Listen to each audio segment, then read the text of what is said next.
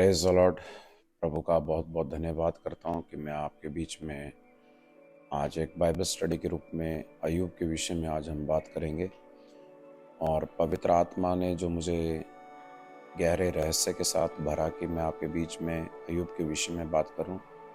आप जहाँ कहीं से भी इस सरमन को आप देख रहे हैं, उसको ज़रूर से ज़रूर सभी ग्रुप में शेयर करना और सभी लोग इसको लाइक करना, ताकि बहुत से ऐसे हैं जिनको परमेश्वर के उन वचनों के गूढ़ रहस्य के बारे में लगातार रुचि रखते हैं और उनको ये वचन सुनना भी बहुत ज़रूरी है। इसलिए आप इसको सभी ग्रुप में शेयर कीजिए, ताकि पवित्र आत्मा आपको सामर्थ्य और ज्ञान से और बुद्धि से और विवेक से भर सके। तो फिर से मैं आपको बोल रहा हूँ जय मसीह की। और अभी हम शुरू करेंगे ताकि पवित्र आत्मा आपसे बात कर सके। अय्यूब के विषय में हम शुरुआत कर रहे हैं, तो आपको पता होना चाहिए कि अय्यूब की पहले अध्याय की पहली आयत में इस प्रकार लिखा है कि उज देश में अय्यूब नाम का एक पुरुष था, वह खरा और सीधा और परमेश्वर का भय मानता और बुराई से दूर रहता था। अगर हम अय्यूब की बात करते हैं तो उसके नेचर के बारे में पहली ही पंक्ति के अंदर पहले ही शब्द में लिखा है कि वो सीधा था और खरा था। और दो क्वालिटीज और उसकी साथ में दिखाई गई है कि वो परमेश्वर का भय मानता था और बुराई से नित्य दूर रहता था। अब हम ये बात को समझ लें कि वो एक धर्मी व्यक्ति था, और वचन ये बताता है कि उस देश एदोम के पास नजदीक उसके उस देश था, और ये नॉर्थ ईस्ट में यानी कि पूर्व की दिशा के अंदर एक ऐसा देश था, उज देश, जहां पर अय्यूब रहता था। और अय्यूब के विषय में यहेजकेल की पुस्तक के 14 के 14 में लिखा गया है, और याकूब की पत्री के 5 के 11 में इसके बारे में बताया गया कि अय्यूब he is a righteous person on the own time. वो अपने समय में धर्मी व्यक्ति था, और उसी के विषय के अंदर बहुत से स्कॉलर लोग, बहुत से बाइबल जो स्टडी करते हैं, वो लोग कहते हैं कि एक ये काल्पनिक घटना है, जिसको हम खारिज करते हैं, क्योंकि रद्द करते हैं, इस बात को कैंसिल करते हैं। क्योंकि यहेजकेल के अंदर अगर इस बात का प्रमाण आया है कि अय्यूब था, और याकूब की पत्र के 5वें के अध्याय के 11 में इसके बारे में बताया गया है, तो इसका मतलब निश्चय है कि दो जगह वचन होने के बाद ये कन्फर्मेशन होती है कि अय्यूब एक्चुअल में एक धर्मी व्यक्ति था। अब बहुत से लोग कहते हैं, स्कॉलर लोग, कि अय्यूब के कौन से समय में इस दुनिया में आया था। तो जो स्कॉलर लोगों का ही ये कैलकुलेशन है कि अब्राहम के समय में या अब्राहम से पहले का समय में अय्यूब आया था। और अय्यूब की जो परीक्षा हुई, बाइबल में जिस प्रकार आप पढ़ते हैं कि अय्यूब की जो परीक्षा है वो साधारण नहीं थी, क्योंकि उसकी परीक्षाएं इतनी कठिन थी कि कोई भी आज धर्मी व्यक्ति ठहर नहीं सकता, यानी कि वो संयमता नहीं रख सकता जितना अय्यूब ने रखा। उसने अपने संयमता के यानी कि सेल्फ कंट्रोल के फल को उसने दर्शाया कि पवित्र आत्मा उसमें था। और बाइबल ऐसा बताती है कि जब अय्यूब ने अपने करैक्टर के कारण, अपनी पवित्रताई के कारण बना रहा परमेश्वर में, तो जितना कुछ परमेश्वर ने उसकी परीक्षा के अंदर उसका ले लिया था, वो सब वापस अंत में दोगुना करके वापस दे दिया। तो मैं आज आपको ये मैसेज क्यों दे रहा हूँ, क्योंकि आप में से बहुत से ऐसे मसीह हैं जो डिसीजन मेकिंग नहीं कर पाते हैं कि मैं मसीह में क्यों आया हूँ और किस लिए आया हूँ, मेरा मकसद क्या है, मैं कैसे मसीह में चलूँ। तो बहुत लोग पैशनेट नहीं होते हैं, और क्विकली उनको सब कुछ चाहिए होता है परमेश्वर से। तो जो संयमता नहीं रख सकते, सेल्फ कंट्रोल नहीं कर सकते, उनके लिए मसीहत तो पहली बात है ही नहीं।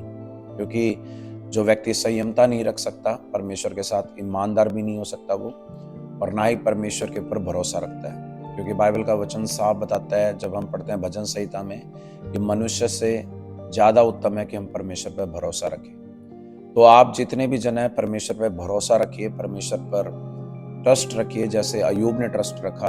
और जितना उसके पास था, उसकी प्रॉपर्टीज थी, उसके दास दासियां थे, सर्वेंट थे, उसके बच्चे थे, उसकी वाइफ थी, और जितना कुछ उसके पास था, जानवर थे, जितने कुछ उसके पास अपने प्रॉपर्टीज थी, वो सब उसने परीक्षाओं के समय उसने उनको लूज कर लिया, यानी गवा दिया था। लेकिन परमेश्वर ने जब उसकी परीक्षा ली शैतान के द्वारा, तो उसके बाद जब परीक्षा पूरी हुई तो परमेश्वर ने उसको सब कुछ रिटर्न कर दिया। मैं आपको बताना चाहता हूँ कि हर एक मसीह के जीवन में ऐसे ट्रबल्स आते हैं, मुश्किलें आती हैं मसीह जीवन में, क्योंकि परीक्षाएं या तो मसीह की शुरुआती जीवन में आते हैं या फिर उसके बाद कभी भी आ सकते हैं। लेकिन एक जब ट्रायल्स टेम्पटेशंस का टाइम चलता है, परीक्षाओं का समय चलता है, जो हर मसीह के जीवन में आता है, उस समय के अंदर जो व्यक्ति धर्मी होगा वो परीक्षाओं में से आसानी से गुजर पाएगा।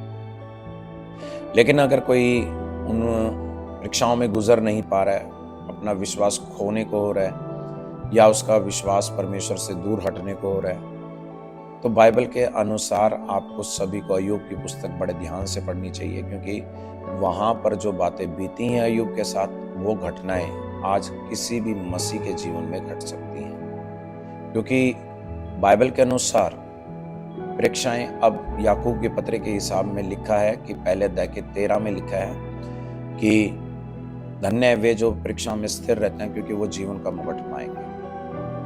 अब मैं आपको बताना चाहता हूं कि जैसे याकूब के पत्र में ही लिखा है कि अब परमेश्वर परीक्षा नहीं लेता, लेकिन मनुष्य अपने ही पाप में फंसकर परीक्षा में पड़ता है। तो वचन के अनुसार आज कोई भी व्यक्ति अभिलाषा और लालसाओं में चला जाता है तो वो अपनी परीक्षा खुद करवाता है और शैतान खुद लेने आता है वो परीक्षा। लेकिन अगर हम पवित्र आत्मा से भरे हुए हैं, हम प्रभु की इच्छा पे चल रहे हैं, अभिलाषा और लालसाओं को त्याग दिया है, पवित्र आत्मा को ओढ़ लिया है, प्रभु यीशु मसीह को पहन लिया है, तो हमारी परीक्षा नहीं हो सकती। परीक्षा तब होती है हमारे जीवन में जब हम अपने लाइफ के अंदर, हम शुरुआती तौर पर मसीह जब बनते हैं तो एक संसारिक शारीरिक शरीर एक आत्मिक देह में कन्वर्ट होने में, यानी चेंज होने में, तो उस समय में आपको परीक्षाओं में गुजरना पड़ता है। लेकिन जब आप एक शारीरिक जीवन छोड़कर आत्मिक जिंदगी के अंदर आप एंटर करते हैं तो आपकी लाइफ का सब कुछ, आपका जीवन पूरी तरह से पवित्र आत्मा के कंट्रोल में जाता है। आप एक फास्टिंग वाले और आत्मा से भरे हुए और प्रेयर करने वाले और वचनों को पढ़कर उसको मानने वाले एक विश्वासी बन जाते हैं, और जिस कारण परमेश्वर आपको दिन ब दिन, आपको डे बाय डे आपको इंक्रीज करता है, स्पिरिचुअल बनाता है और आप अच्छी रीति से परमेश्वर में बढ़ पाते हैं। तो ये सब बातें हमने अभी की हैं, लेकिन अभी मैं आपसे एक बात करूंगा कि यहाँ पर दूसरे अध्याय के अंदर ऐसे लिखा है कि उसके 7 बेटे और 3 बेटियां थी अय्यूब की। और बाइबल ऐसा कहती है कि जब परमेश्वर ने इनके 7 बेटे और 3 बेटियों को, जब एक छत के नीचे ये खाना खा रहे थे, जब भाई एक दूसरे भाई के घर में जाके खाना खाया करता था, न्योता देने जाते थे, तो अय्यूब ने ये प्रथा अपने भाइयों, अपने बेटों के अंदर ये चलाई थी कि तुम एक दूसरे से प्रेम रखना, और नियमित उनके लिए वो सुबह भोर के समय उठकर होम बलि चढ़ाता था, ताकि ऐसा ना हो कि ये परमेश्वर को कदापि त्याग ना दे, वरन वो ये प्रार्थना करता था अपने बच्चों के लिए कि वो परमेश्वर को हमेशा समझ रखे। मैं आपको बताना चाहता हूं कि अय्यूब एक धर्मी व्यक्ति था और वो अपने बच्चों के विषय में बहुत चिंता करता था, अपनी पत्नी से भी वो प्रेम रखता था, उसके बारे में चिंता करता था। उसका रीज़न है कि जितना वो धर्मी था उतने उसके बच्चे नहीं थे, इसलिए वो डरता था इस बात से, कहीं कदापि अगर इन्होंने परमेश्वर को छोड़ दिया तो कहीं इन पर दुख या कष्ट ना आ जाए। इसी विषय में यहेजकेल के 14 अध्याय में भी ऐसा ही लिखा है, जहां पर मैं वचन आपको सामने पढ़ूंगा ताकि आपको परमेश्वर बात करे इन वचनों से। वहां लिखा है कि 14 के 14 में कि तब चाहे उनमें से नूह और दानियल और अय्यूब ये तीनों पुरुषों, तो भी वे अपने धर्म के द्वारा केवल अपने ही प्राणों को बचा सकेंगे, प्रभु यहोवा की यही वाणी है। 15 में लिखा है कि यदि मैं किसी देश में दुष्ट जंतु भेजूं जो उसको निर्जल करके उजाड़ दे और जंतुओं के कारण कोई उनमें होकर ना जाए, तो चाहे वे 3 पुरुष हों, तो भी प्रभु यहोवा की यह वाणी है कि मेरे जीवन की सौगंध, ना तो वे पुरुष पुत्रों को ना पुत्रियों को बचा सकेंगे, वे अकेले बचेंगे। और लिखा है परंतु देश उजाड़ हो जाएगा यदि मैं उस देश पर तलवार खींचकर कहूं कि हे तलवार उस देश में चल, और इस रीति में उसमें से मनुष्य पशु नष्ट करूं, तब चाहे वे 3 पुरुष भी हो, तो भी प्रभु यहोवा की यह वाणी है कि मेरे जीवन की सौगंध, ना तो वह अपने पुत्रों को और ना ही अपनी पुत्रियों को बचा सकेंगे, वे अकेले बचेंगे। अब बोलेंगे आमीन। आपको मैंने अभी बताया कि अय्यूब एक रियल कैरेक्टर था, और यहाँ पर यहेजकेल के 14 के 14 में हमने पढ़ा, और ऐसा ही वचन वहां पर हम याकूब के 5 के 11 में भी पढ़ते हैं, जहां पर इस प्रकार वचन में लिखा है। जैसे हम पढ़ लेते हैं वहां पर, देखो हम धीरज धरने वालों को धन्य कहते हैं, तुमने अय्यूब के धीरज के विषय में सुना ही है, और प्रभु की ओर से जो उसका प्रतिफल हुआ और उसे भी जान लिया है। हालेलुया। अब यहां पर धीरज के विषय में बात की जा रही है याकूब की पत्री के 5 के 11 में, और उस विषय में अय्यूब के धीरज रखने के क्वालिटीज को, यानी कि उसके फल को दिखाया गया है कि उसने धीरज धरा, इसलिए उसको परमेश्वर ने प्रतिफल दिया और उसको दुगना आशीष दोबारा दिया। यही बात मैंने आपको अभी बताई कि वो धर्मी था, लेकिन फिर भी कदापि अपने बच्चों को नहीं बचा सका, क्योंकि जब विपत्ति आई और जब परीक्षा आई, वो अपने बच्चों को नहीं बचा सका। आज मैं आपको यही बताना चाहता हूं सभी मसीहों को कि आप जितने भी जन हैं, अगर आप अपने परिवार को सेव करना चाहते हैं तो उनको पवित्र वचन से सच्ची शिक्षा दीजिए। और अगर आपको लगता है कि मुझे डांटने की जरूरत है उनको, तो आप निश्चिंत होकर, आप एल्डर हैं घर में, आप डांट सकते हैं। आप मुखिया हैं घर के, पुरुष हैं, आप अपने बच्चों को डांट सकते हैं और उनको बोल सकते हैं कि प्रभु को मानना अत्यधिक जरूरी है। अगर आज आप परमेश्वर के अंदर, पवित्र परमेश्वर की भय के कारण और बुराई से दूर रहने के कारण आप परमेश्वर में एक धर्मी की तरह जीवन जी रहे हैं, तो ये आपका पहला कार्य है, पहली ड्यूटी है कि अपने बच्चों को सावधान कीजिए। अय्यूब ने होम बलि चढ़ाकर भोर के समय अपने परमेश्वर के सामने अपने बच्चों के लिए प्रार्थना करता रहा, लेकिन फिर भी नहीं बचा सका जब परीक्षा आई। और यही बात है यहेजकेल में हमने पढ़ी कि अगर मैं किसी देश में जंतु भेजूं नष्ट करने वाला, तो वो निर्जल देश हो जाएगा, वहां पर जंतु के कारण लोग नहीं आ पाएंगे। और चाहे वह 3 पुरुष भी क्यों ना हो, 3 पुरुष का नाम आया है, जिसमें नूह है, दानियल है और अय्यूब है, और तीनों के ऊपर विपत्ति सेम थी। मैं आपको ये बात भी बताना चाहता हूं कि नूह ने अपने परिवार को बेशक बचाया है, लेकिन नूह के बाद उसके 3 बच्चों में से एक बच्चे को वो नहीं बचा पाया था। और मैं ये इसलिए बता रहा हूं क्योंकि आप में से कई लोग हैं जो बाइबल को किस तरह से पढ़ते हैं, आपको पढ़ने की जरूरत है। क्योंकि अगर आप ध्यान से पढ़ेंगे तो धर्मी सिर्फ अपने प्राणों को बचा सकता है, अपने परिवार के लोगों को तब तक नहीं बचा सकता जब तक वो खुद प्रभु को नहीं मानते।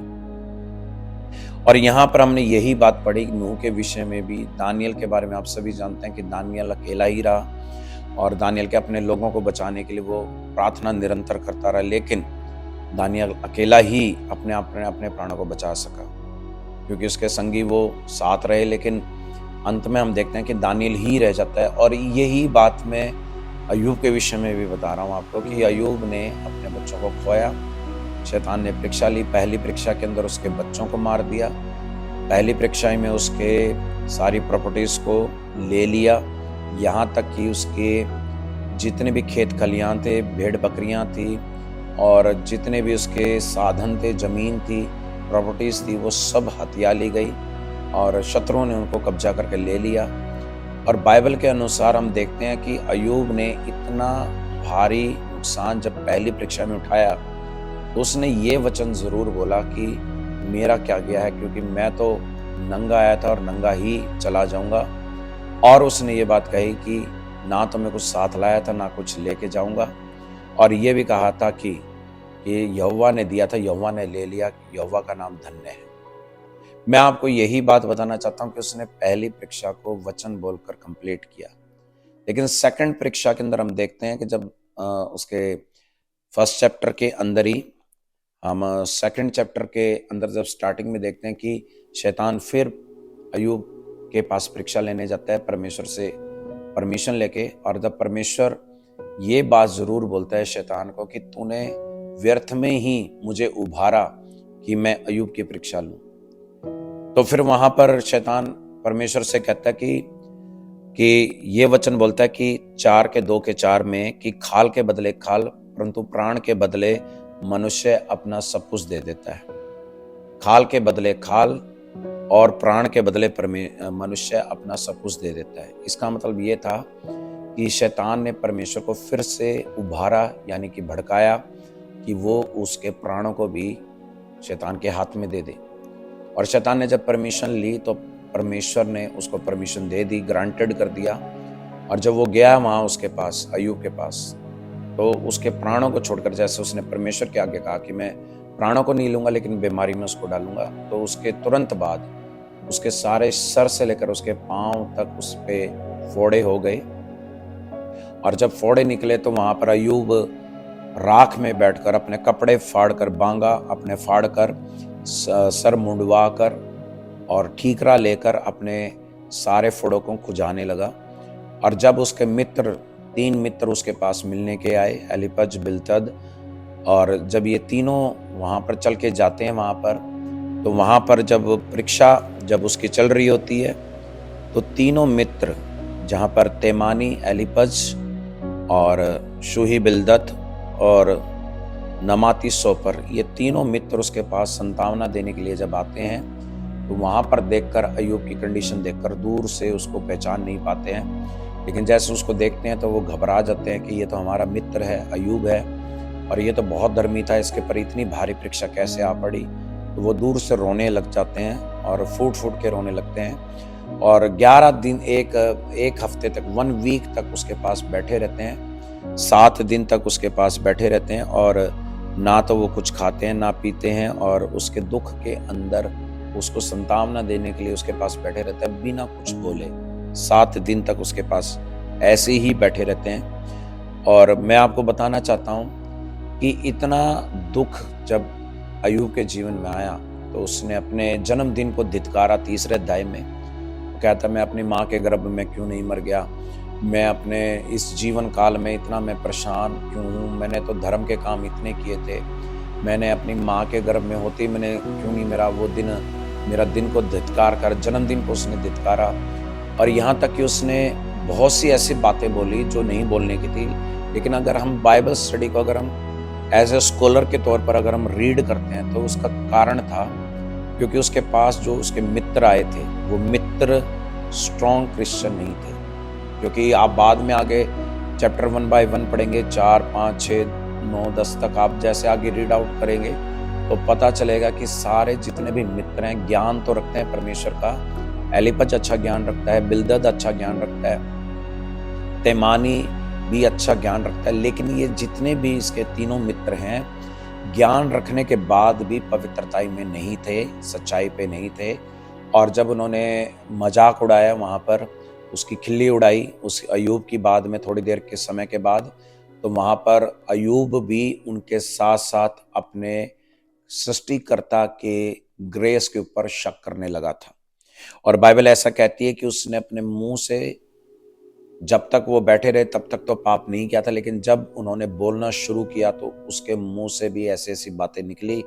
अय्यूब ने भी मुंह से अपने पाप किया, लेकिन सारे उस परीक्षा की घड़ी के अंदर उसने परमेश्वर को कोई ऐसा बड़ा ब्लेमिंग नहीं करा जिसके कारण उसके ऊपर जो परमेश्वर का अनुग्रह वो हट जाए, ऐसा उसने कुछ नहीं किया। क्योंकि आगे जब हम पढ़ते हैं तो 28 अध्याय के अंदर भी उसका वर्णन किया गया है। 29 में अय्यूब का जो पहले के जो अच्छे कार्य थे उसमें उसने वर्णन किया कि वो जब बूढ़ों के अंदर जाता था तो बूढ़े लोग खड़े हो जाते थे, जवान लोग उससे मुंह छुपा लेते थे, और जब वो सभाओं के अंदर जाता था तो लोग उसका सम्मान करने के लिए खड़े हो जाते थे। और जो पुरनिये लोग होते थे या फिर कोई पंडित व्यक्ति होते थे, बहुत ज्ञानी होते थे, उनका जो जीभ थी वो तालू से चिपक जाती थी, क्योंकि वो उससे बोल भी नहीं पाते थे। क्यों नहीं बोल पाते थे? क्योंकि जो उसके ऊपर पवित्र आत्मा का ज्ञान और समझ और दीपक था वो बहुत ही ज़्यादा स्ट्रांग था, क्योंकि 29 अध्याय में ऐसे ही लिखा है कि वो कहता है कि मेरे सर के ऊपर तेरे आत्मा का जो प्रकाश था वो निरंतर मुझे लेकर चलता रहा मेरे जवानी के दिनों में। और जब उसने ये वर्ड बोला कि मैं जवानी के दिनों में अति उत्तम आशीष पाया, तो उसका कारण था कि अयूब बचपन से धर्मी था, बचपन से धर्म के कामों के ऊपर बना हुआ था और सच्चाई से जीवन बिताता था। 29 अध्याय के 4 और 5 में इस प्रकार लिखा है कि वहां पर उसने कहा कि जो कमजोर लोग थे वो जब अय्यूब से मदद मांगते थे वो उसकी जय जयकार करते थे।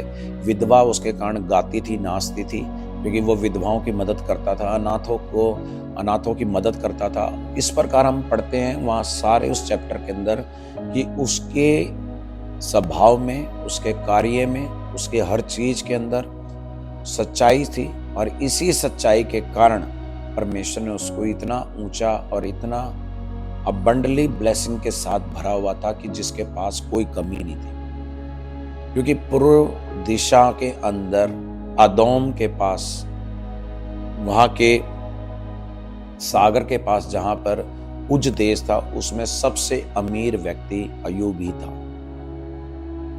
अयूब के ऊपर इतना आशीष क्यों? क्योंकि वो धर्म पर चलता था।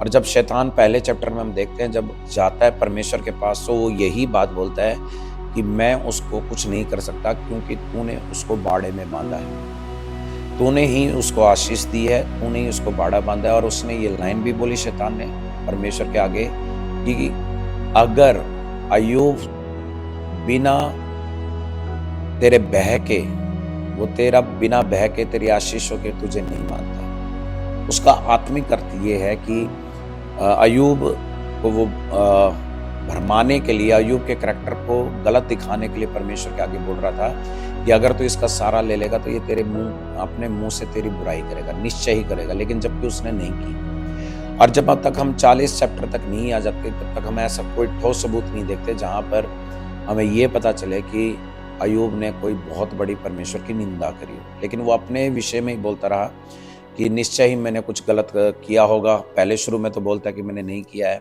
लेकिन बाद में वो अपने जन्मदिन पर और चीज़ों पर धिक्कारने लगा, रोने लगा, फूटने लगा।